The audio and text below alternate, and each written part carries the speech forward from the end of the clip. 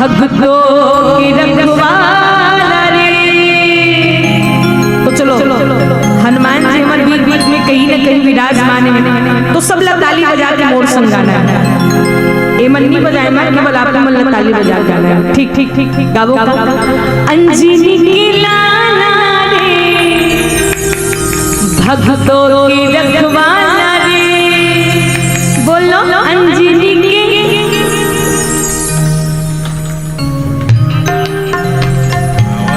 हनुमान जी आवत रही तो उठ के चल दी, तू ही मन गावत रहो भाई। अति धीरे से मत उठाओ, या पूरा बिछिया तक गुंजना चाहिए आप सबके बाद।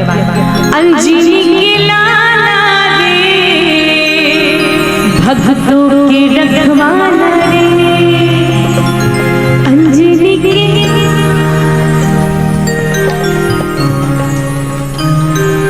तो चलो हम हनुमान जी के लिए गावन जरा सबके हाथ और गाना। जिसने तेरा आसरा, जिसने तेरा आसरा, उसके संकट को हर डाला रे। अंजनी की लाला रे भक्तों के रखवाला रे, अंजनी की लाला रे भक्तों के